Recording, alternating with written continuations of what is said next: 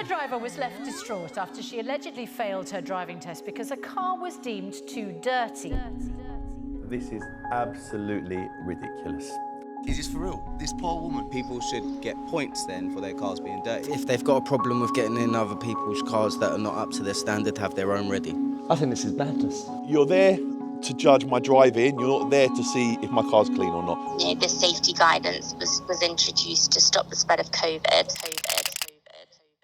So today I'm on Good Morning Britain with Susanna Reid, and we're talking about driving instructors. An examiner failed a young lady for having rubber shavings in the footwell. Her instructor has a pencil and obviously writes things on a piece of paper and he rubs them out. And he obviously put the shavings on the floor, and the instructor failed her for that. Fair or not fair? What's your opinion on this? You're going to find out what happens on Good Morning Britain and what my staff think. Failed for her driving test because the car was deemed too dirty. And she says it was, you know, there was only a few sort of rubber filings and it was ridiculous. You will be on at the same time as Noel Gohan, who is a driving instructor. He's taught the likes of Adele and Niall and Liam from One Direction. And he doesn't think it's acceptable for an examiner to have to sit somewhere that isn't clean. We spoke to the DVSA and they basically said that, you know, this safety guidance was introduced to stop the spread of COVID. That's one of the team at Good Morning Britain, just give me a brief, exactly what's happening, what information they've got, who I'm up against. I get it, if the seat's dirty, of course, as long as the windows are clean to me, the lights and the number plate are clean, I don't see the problem. Let's see what happens today, me against the driving instructor. No makeup, no nothing, I tell you what, not even a drink, not even a tea. Well, he does need makeup, we just don't have any. Yeah, he's bantered, isn't he? Now, a learner driver was left distraught after her examiner failed her before even turning the engine on after finding pencil rubber filings on the carpet. So for this poor girl to be told, actually, there's a tiny bit of dirt on the carpet of the car, you can't take your test. Absolutely ridiculous. First of all, 17, 18-year-olds don't even clean their room, let alone clean their car. It's rubber shavings. Does that affect how you drive the car? No. Will that get stuck underneath my foot? Will that get stuck underneath the pedal?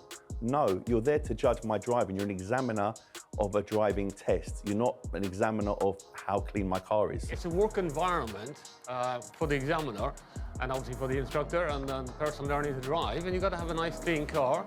You don't want to get distracted by having bottles and cans and paper all over the car. You know, clean car, clear mind. Yianni, I mean, look at those beautiful cars behind you. You know, you advocate that we need to look after our cars from the outside, make them look good. Maybe we should be on the inside as well, from a health point of view. I think it's a balance. I'm a clean freak. I clean my car 2-3 times a week. We actually have people now that have wraps that want their car to look dirty and rustic and look very, very old. That is like the new thing. I get it. It's his place of work. He wants the car to be clean inside. However, there's extremes. If it's a bottle and it can get stuck underneath the pedal, of course, that is dangerous. But we're talking about shavings. We're talking about something that, if it's raining outside and you get in and the floor's wet, are you going to fail him for that? Can I just ask you, just slightly off topic, how much are people paying you to make their car look old and dirty? About £6,000. What? It's a good business. Why don't they just go and buy an old banger for a few £100? That is incredible. Imagine, you've got a brand new Lambo and it's all the rustic and it looks really, really old. People are like, wow, incredible. I'm so sorry, we have to move on, but thank you so much. Thank you so much. Thank you so much for joining us this morning. Is this for real? This is that's how crazy it sounds. Hold on a minute. Whoa. Okay. I don't think she should have got failed for that. I've got rubbish on my floor. It doesn't affect my driving at all. If it was like a can or something like that, then yeah. This poor woman. Yeah. Let's represent for her and say to her, do you know what? Let's buy her a Hoover for the car. I think they should be paying for a new test and get that turned around real quickly. If they've got a problem with getting in other people's cars that are not up to their standard, have their own ready. If you're a driving instructor, you're expected to get in other people's cars, or an examiner, you're expected to get in other people's cars. All right, you haven't got like crisp packets and food on the floor. That's ridiculous. What's that got to do with someone's driving ability? It doesn't make any sense. Shavings aren't going to obstruct your feet. Yeah. Also, it's cleanable. It's nothing to do with our actual ability to drive.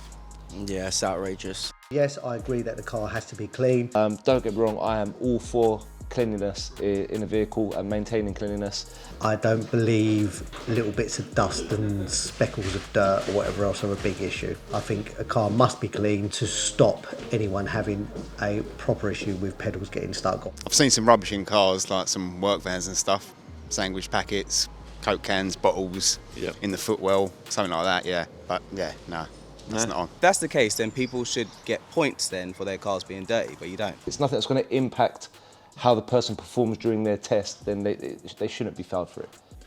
So that was cool. Good morning, Britain. It was cool, great exposure. Spoke about wraps, had my brand in the background. Winner, winner for me. And I think I carried my argument very well, even though it was short and sweet.